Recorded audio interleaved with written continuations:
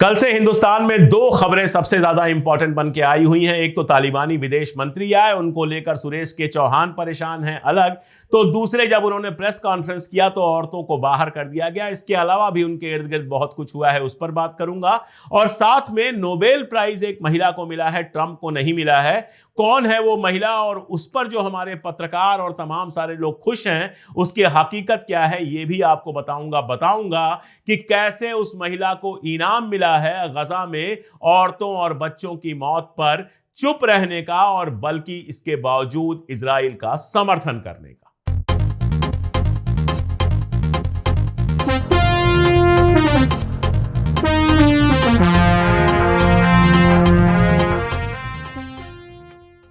नमस्कार, मैं अशोक कुमार पांडे और स्वागत है आपका टीसीएच पर। तो अफगानिस्तान के विदेश मंत्री फाइनली देवबंद पहुंच गए। देवबंद से उनके कई वीडियोस वगैरह आए हैं, वहां पर कुछ बातें भी उन्होंने कही हैं, वो मैं आपको सुनवाऊंगा।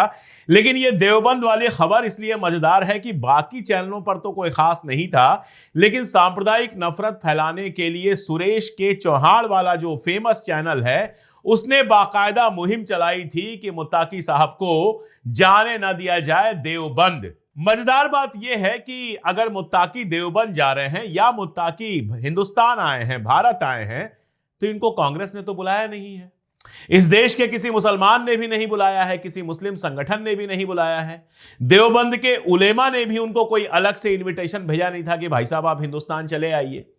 शायद आपको ना पता हो कि यूएन में तो उन पर प्रतिबंध है। भारत ने जब उनको आमंत्रण दिया तो उतने वक्त के लिए यूएन ने प्रतिबंध हटाया है, और भारत ने आमंत्रण दिया, इसका मतलब नरेंद्र मोदी की सरकार ने बाकायदा उनको बुलाया है। यानी अब सुरेश के चौहान के कान में कितना भी दर्द हो, लेकिन उनको पता होना चाहिए कि उनके जो भगवान हैं नरेंद्र मोदी, उन्होंने स्टेट गेस्ट की तरह बुलाया है मुत्ताकी को।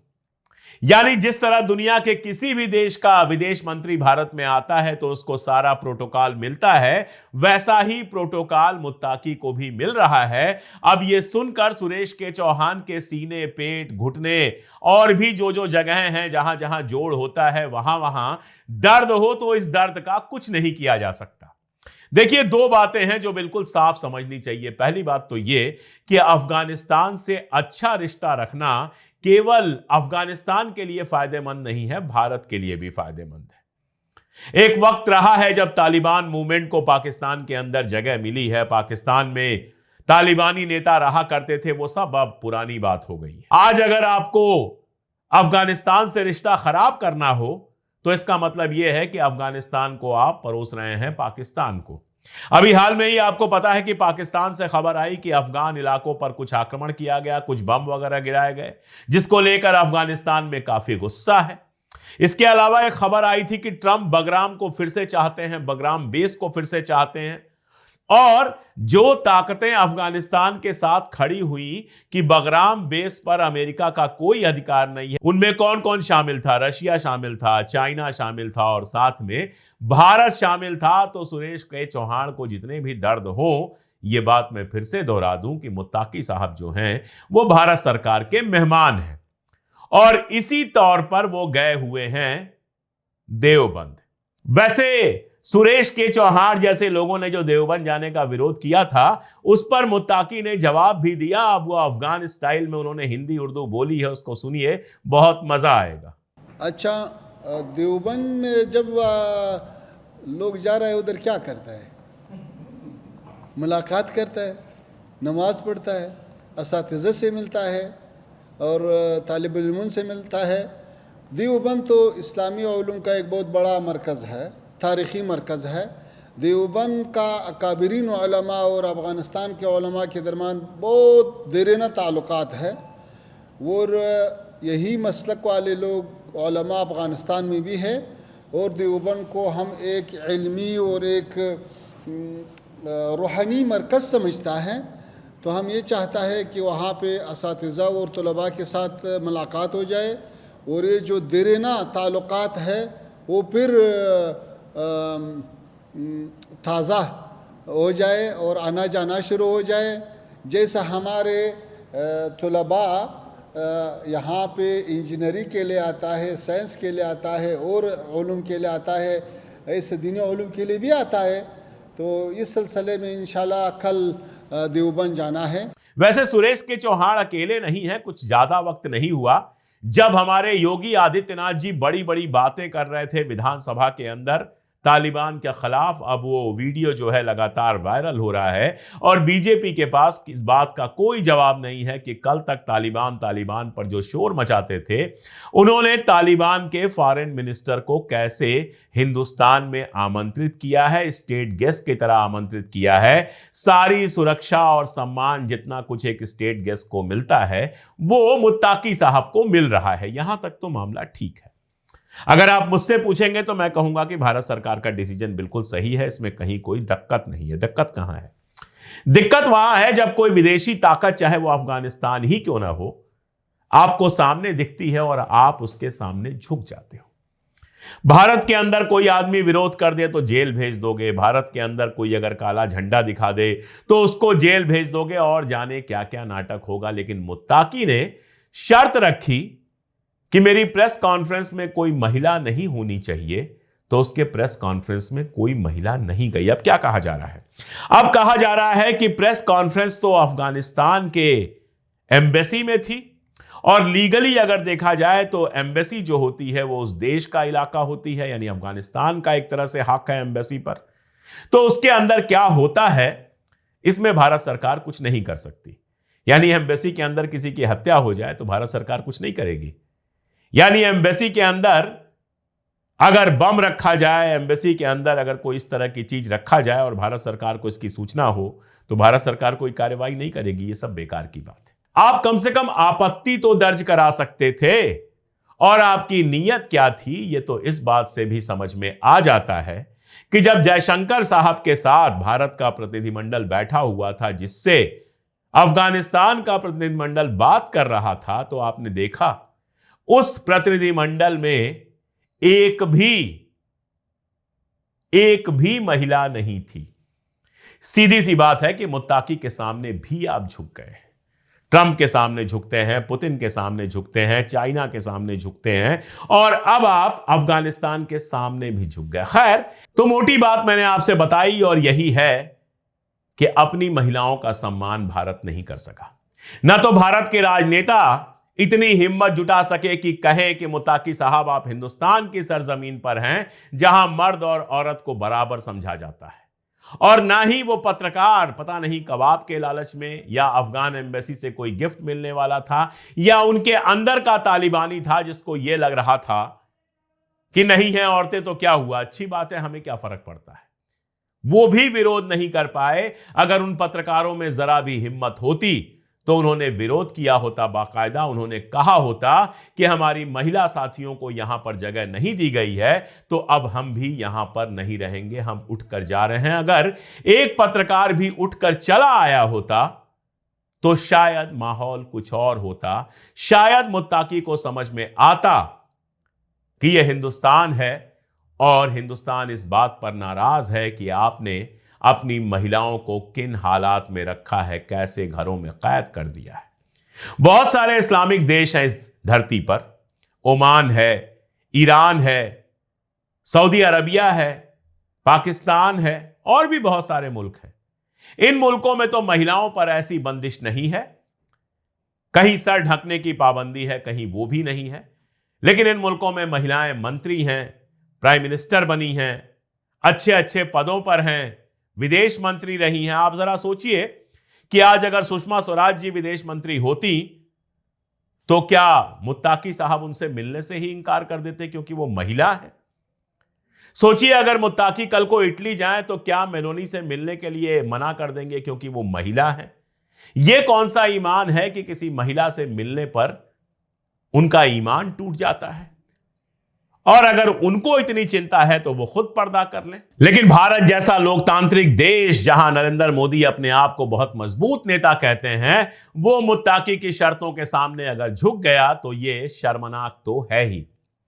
हालांकि महिलाओं की बात चली है तो एक महिला जिसको नोबेल प्राइज मिला है, मारिया कोरिना मचाडो, ये वेनेजुएला की नेता हैं और इनको नोबेल प्राइज मिला है। नोबेल प्राइज तो इनको मिला है, लेकिन कल से भारत में हंगामा मचा हुआ है, खासतौर पे विपक्ष के लोग और कुछ तथा कथित पढ़े लिखे पत्रकार इनको पता नहीं क्या क्या साबित करने में लगे हैं। 2010 के कुछ ट्वीट इनके लेके आए हैं जिसमें इन्होंने महात्मा गांधी की बात की है। 16 साल पुराने इन ट्वीट्स के आधार पर यह साबित किया जा रहा है कि वो गांधीवादी हैं। ये भी बताता है कि हमारे पत्रकार और हमारे सो कॉल्ड विद्वान लोग अंतर्राष्ट्रीय मामलों पर कितनी कम नजर रखते हैं और उनकी समझ कितनी कम है। नोबेल प्राइज में जो लिखा गया, नोबेल कमेटी ने जो रिकमेंड किया, उसका हिंदी अनुवाद करके सबने उनको लोकतंत्रवादी, गांधीवादी और जाने क्या क्या बना दिया और ये भूल गए कि ये वही मारिया हैं जिन्होंने थोड़े बरस पहले अर्जेंटीना के राष्ट्रपति और इजराइल के प्रधानमंत्री बेंजामिन नेतन्याहू, इन दोनों से यह अपील की थी कि हमारे देश पर आक्रमण कर दो, सेना भेज दो ताकि हम राष्ट्रपति बन सके। ये इनकी अहिंसा है, गांधी से प्रेम है, जिसमें विदेशी दो ताकतों से यह अपील कर रही थी कि इनके यहां आक्रमण कर दिया जाए। एक बहुत पुराना वीडियो है, यह वीडियो आप देख लीजिए, है स्पेनिश में, चूंकि वहां स्पेनिश बोली जाती है, लेकिन इसमें सबटाइटल हैं जो अंग्रेजी में हैं। यूगो चावेज उस जमाने में वेनेजुएला के राष्ट्रपति हुआ करते थे और यूगो चावेज को संसद के अंदर इन्होंने चोर कहा था। यूगो चावेज चाहते तो जाने क्या क्या कर सकते थे, लेकिन बड़े प्यार से उन्होंने कहा कि इतनी बड़ी बड़ी बातें करने से पहले प्राइमरी तो जीत लो। जैसे अमेरिका में जब आप प्राइमरी जीतते हैं तब आप राष्ट्रपति का उम्मीदवार बनने के काबिल हो सकते हैं। तो इन्होंने कहा कि जो पहली शर्त है वो प्राइमरी तो जीत के आ जाओ। और इस बात पे कि तुमने मुझे चोर कहा है, मैं तुम्हारा जवाब नहीं दूंगा, क्योंकि चीलें जो होती हैं वो फ्लाइज यानी कि कीड़े मकोड़ों से लड़ाई नहीं लड़ती। यह बात कही थी यूगो चावेज ने और ये वही है बेसिकली। अभी जब गजा में नरसंहार चल रहा था तो ये इजराइल के साथ खड़ी थी। जब बाद में प्राइमरी जीती और राष्ट्रपति पद की उम्मीदवार हुई तो इन्होंने कहा था कि मैं अपनी जो एम्बेसी है वो जेरूशलम में ले आऊंगी। आप जानते हैं कि यूएन ने जेरूशलम को फलस्तीन के कैपिटल का दर्जा दिया है, लेकिन इजराइल उस पर कब्जा करता है और इजराइल उसको अपना इलाका बताता है। ट्रंप ने भी अपने टाइम में अपनी एम्बेसी जेरूशलम में एस्टैब्लिश करके इजराइल का जो क्लेम है उसको सही ठहराया था। उसी लाइन पे चलते हुए इन्होंने भी वादा किया था कि अगर मैं राष्ट्रपति बन गई तो जो एम्बेसी है उसको जेरूशलम में लेके आऊंगी। ये गांधीवादी हैं, हमारे विद्वान लोग इनको गांधीवादी कह रहे हैं। यही नहीं, इन्होंने कहा था कि जो इजराइल की नीति है वही वेनेजुएला की नीति भी होनी चाहिए। मादुरो साहब जो वेनेजुएला के राष्ट्रपति हैं, यूगो चावेज से लेके और उसी परंपरा में मादुरो भी हैं, जिन्होंने वेनेजुएला की जो तेल है, तेल संपत्ति है, आप जानते हैं दुनिया में जहां भी तेल होता है उस पर अमेरिका की नजर होती है। उन तेल कंपनियों को सरकारी बनाकर रखा है, प्राइवेटाइज नहीं होने दिया है, उनको अमेरिकी कंपनियों के कब्जे में नहीं जाने दिया है। और यही नहीं, मादुरो लगातार इजराइल के खिलाफ रहे हैं, फलस्तीन का झंडा फहराते रहे हैं। और यह महिला पक्की जायनिस्ट है और साथ में इतनी अमेरिका परस्त है कि बिल्कुल चाहती है कि उसके देश का जो तेल और बाकी सब हो वो अमेरिका के पूंजीपतियों के हाथ में चला जाए। नोबेल प्राइज जीतने के बाद उसको ट्रंप को समर्पित करती है, ट्रंप को फोन करके शुक्रिया कहती है। आप समझ रहे हैं, नोबेल प्राइज दिया जाता है ऐसे लोगों को जो अमेरिका और पश्चिम के हितों की साधना करते हैं। आप उठाकर पूरा इतिहास देख लीजिए, आप जरा सोच के देखिए। मलाला यूसुफजई को 16 साल की उम्र में मिला था नोबेल। गजा में 60,000 से ज्यादा लोग मार दिए गए। मलाला यूसुफजई की कहीं आवाज सुनी आपने? एक बार भी मलाला यूसुफजई को गजा के पक्ष में आवाज उठाते हुए सुना आपने? नहीं सुना। क्यों? क्योंकि अब वो अमेरिका में रहती हैं और वो वही करेंगी जो अमेरिका चाहेगा। उसी के सामने ग्रेटा थनबर्ग को देख लीजिए। जब तक वो प्लास्टिक और पर्यावरण की बात कर रही थी तब तक वो अमेरिका की भी आंखों का तारा थी और यूरोप की भी आंखों का तारा थी। लेकिन जिस दिन उन्होंने गजा की आवाज उठानी शुरू की वो सबकी दुश्मन बन गई। तो ग्रेटा थनबर्ग को नोबेल कभी नहीं मिलेगा क्योंकि अमेरिकी और इजरायली हितों के खिलाफ बोल रही है। नोबेल मिला मलाला यूसुफजई को जो अमेरिका के हां में हां मिलाकर चुप है। वैसे नोबेल तो अमेरिका के उन राष्ट्रपतियों को भी मिल चुका है। बराक ओबामा ने कल एक ट्वीट किया और इस ट्वीट में लिखा कि इजराइल के परिवार परेशान थे और फलस्तीन के लोग परेशान थे। यानी इजराइल में तो परिवार होते हैं, उन होस्टेजेस के तो परिवार थे, लेकिन फलस्तीन में परिवार नहीं थे। जो बच्चे मार दिए गए वो किसी परिवार के नहीं थे, जो औरतें मार दी गई उनका कोई परिवार नहीं था, जो मर्द मार दिए गए उनका कोई परिवार नहीं था। ओबामा की नजरों में वो हैं ओबामा। इनको नोबेल प्राइज मिला था और उसके बाद इन्होंने बम गिराए थे। किसिंगर, हेनरी किसिंगर, पूरी दुनिया को जंग की आग में झोंकने वाले हेनरी किसिंगर को भी नोबेल प्राइज मिला था। नोबेल पीस प्राइज जो होता है वो बेसिकली पॉलिटिकल प्राइज होता है, जो उसी को मिलता है जो अमेरिका और यूरोप के हित पूरे करता है। और हमारे देश में लोग पागल हो गए कि आह गांधीवादी है, राहुल गांधी से तुलना कर रहे हैं। आप कभी सोच के देखिए कि राहुल गांधी कभी किसी विदेशी ताकत से यह कह सकते हैं कि भारत के ऊपर आक्रमण करो क्योंकि मुझे प्रधानमंत्री बनना है? हो ही नहीं सकता है। कहां राहुल गांधी और कहां अमेरिका के पैसों से पॉलिटिक्स करने वाली ये मारिया कोरिना मचाडो। लेकिन ठीक है, जब अनपढ़ता बहुत बढ़ जाती है और रिसर्च करने की ताकत खत्म हो जाती है तो भारत के पत्रकार और विद्वान पैदा होते हैं जिनको सोशल मीडिया पे कुछ भी लिखना है और ताली बजाना है। इस पर डिटेल में बात करनी मुझे इसलिए जरूरी लगी क्योंकि आप जानते हैं गजा पर 2 साल तक लगातार मैंने कवरेज की है और उस रोशनी में ऐसे लोगों को मैं अच्छी तरह से जानता हूं जो गजा के मसले पर इजराइल के साथ खड़े रहे, जिनके ऊपर कोई फर्क नहीं पड़ा कि गजा में कितने बच्चे मर रहे हैं, कितनी औरतें मर रही हैं, जिन्होंने गजा के जेनोसाइड से आंखें मूंद ली। और मारिया कोरिना उन्हीं में से हैं। इसीलिए जब उनको नोबेल प्राइज मिला तो मुझे बिल्कुल झटका लगा। मुझे लगा इससे अच्छा तो बेंजामिन नेतन्याहू और डोनाल्ड ट्रंप को एक साथ नोबेल दे देना चाहिए था कि भाई 60,000 से ज्यादा लोगों को मार डालने का और कई शहरों को तबाह कर देने का इनाम लो और आराम से नेतन्याहू और ट्रंप को नोबेल प्राइज देकर सारी दुनिया को बता देना चाहिए था कि नोबेल प्राइज, खासतौर पर नोबेल पीस प्राइज जो है वो कूड़ा है। वो इस दुनिया की उस आबादी के लिए नहीं है जो अमेरिकन और इजरायली प्रेशर के सामने झुकती नहीं है। वो सिर्फ उनके लिए है जो अमेरिका और इजराइल की इबादत में किसी भी हद तक जा सकती है। तो मुझे ये 2 मुद्दे लगे कि एक साथ मिलाकर बात की जाए। एक तो तालिबान का मुद्दा जिस पर इतना शोर मचा और अब उनके ही सामने भारत सरकार झुकती चली जा रही है, और दूसरा उस नोबेल प्राइज का मुद्दा जिसको लेकर भारत में बिना मतलब का तहलका मचा हुआ है। मैंने अपनी बात कही और मुझे उम्मीद है कि बात आप लोगों को पसंद आई होगी। आप लोगों को क्या कहना है इस पर कमेंट में ज़रूर बताइएगा। जुड़े रहिए हमारे साथ। अगर अब तक चैनल को सब्सक्राइब ना किया हो तो कर लीजिए, और अगर आपको लगता है कि हम पूरी ताकत के साथ वो सच कह रहे हैं जो कहने की हिम्मत किसी और में नहीं है, तो आप भी हमारी ताकत बनिए। आप हमारे मेंबर बन सकते हैं 3 रुपए रोज से भी कम पे। ज्वाइन का बटन है और इसके अलावा लिंक्स हैं जो हमने पिन कमेंट में भी दिया हुआ है और डिस्क्रिप्शन में भी।